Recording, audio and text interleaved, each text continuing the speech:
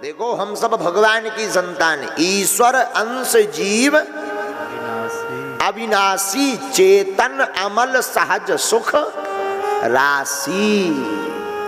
आगे कपिलोपाख्यान आया जिसमें संत महिमा का वर्णन आया, फिर मनु महाराज की संतानों का वर्णन आया। आकुति, देवहूति, प्रसूति, प्रियव्रत, उत्तानपाद, 5 संतानें हुई मनु शत्रुपा की। बोले कौन कौन? बोले 3 पुत्रियां 2 पुत्र। आकुति, देवहूति, प्रसूति, ये 3 पुत्रियां 2 पुत्र, प्रियव्रत और उत्तानपाद। मनु महाराज की बड़ी बेटी जिसका नाम था आकुति, आकुति का विवाह रुचि प्रजापति के साथ हुआ। दूसरी कन्या जिसका नाम था देवहूति, देवहूति का विवाह कर्दम मुनि के साथ हुआ। और जो मनु महाराज की सबसे छोटी कन्या थी जिसका नाम प्रसूति, प्रसूति का विवाह महाराज दक्ष से हुआ। तीनों के संतानें हुई। बड़ी बेटी के घर पर साक्षात यज्ञ नारायण भगवान पुत्र बनकर प्रकट भये। और यज्ञ नारायण भगवान का विवाह दक्षिणा नाम की कन्या से हुआ।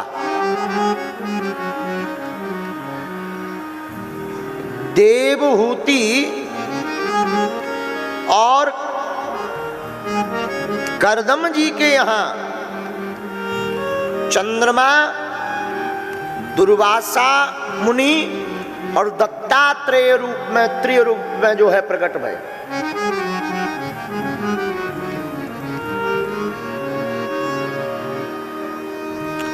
सबसे छोटी कन्या जिनका नाम प्रसूति था, इनका विवाह दक्ष प्रजापति के साथ हुआ तो इनकी 16 बेटियां हुई।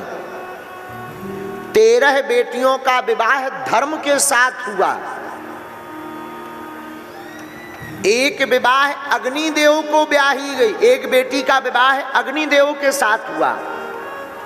एक बेटी का विवाह पितरों के साथ हुआ।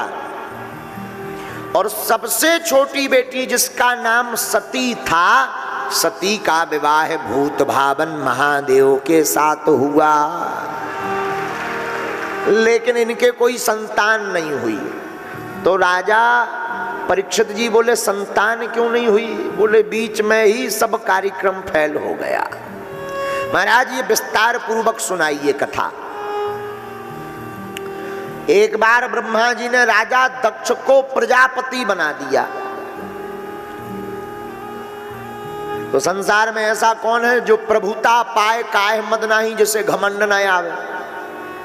तो सम्मान समारोह रखा, उसमें सब देवता आए। तो शंकर जी भी गए, विष्णु भगवान भी गए, ब्रह्मा जी भी गए।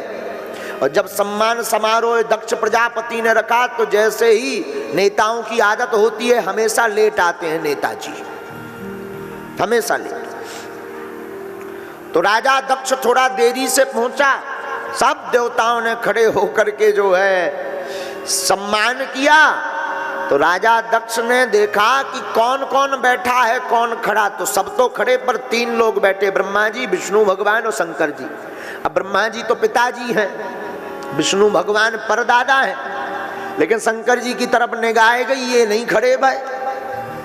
और शंकर जी ने सोचा हम में और भगवान विष्णु ब्रह्मा में क्या अंतर। और लोगों की आदत होती है 100 आदमी पांव पर ले, एक ना पड़े तो वहीं निगाह जाती है कि ये है कौन। सब प्रणाम कर रहा है, ये नहीं कर रहा। इंसानों की आदत होती है, दक्ष की भी वही आदत। जैसे ही राजा दक्ष बैठा तो इनके भाषण बाद में होने थे, पर बैठते ही श्रूयताम ब्रह्म ऋषयो में सह देवा सह अग्नयः। सुनो ए देवताओं, सुनो सुनो सुनो सुनो सुनो। साधुनाम बुभ्रतो वृत्तम। सभ्य समाज में एक भी असभ्य व्यक्ति आ जाता है, सभा का रूप बिगड़ जाता है। सब अगल बगल देखने लगे, भाई असभ्य कौन है। राजा दक्ष बोले हैं तुम्हें दिखाई नहीं पड़ता ये नंगा शिव, न बैठने का ज्ञान न उठने का ज्ञान, हमेशा भूत प्रेतों के संग रहता है, तो इसकी आदत भी भूत प्रेतों जैसी हो गई है। अच्छा, तो किसी ने कहा कि तुमको शंकर जी में इतने अवगुण दिखाई दे रहे तो अपनी बेटी का विवाह क्यों किया है? राजा दक्ष बोला हम और अपनी बेटी का विवाह इस मरकट लोचन का अर्थ है बंदर सी आंख वाला, उसके साथ कर दें, वो तो पिताजी की आज्ञा थी इसलिए विवाह किया, वरना कहां हमारी सुंदर सुकुमारी सती, कहां ये बंदर सी आंख वाला शिव।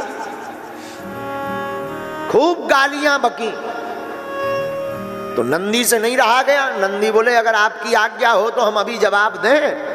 शंकर जी बोले चुप बैठो, ससुराल की गालियां हैं, किसी को शादी में मिलती हैं, हमें शादी के बाद भी मिल रही हैं, प्रेम पूर्वक पाहो, ससुर जी हैं हमारे।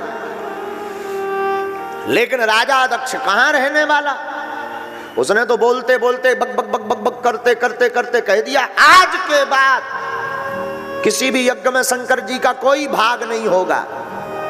अब तो नंदी से नहीं रहा गया, हरिहर निंदा सुने जो काना होई पाप गौ घात समाना, भगवान की निंदा सुनना गो हत्या बराबर पाप है।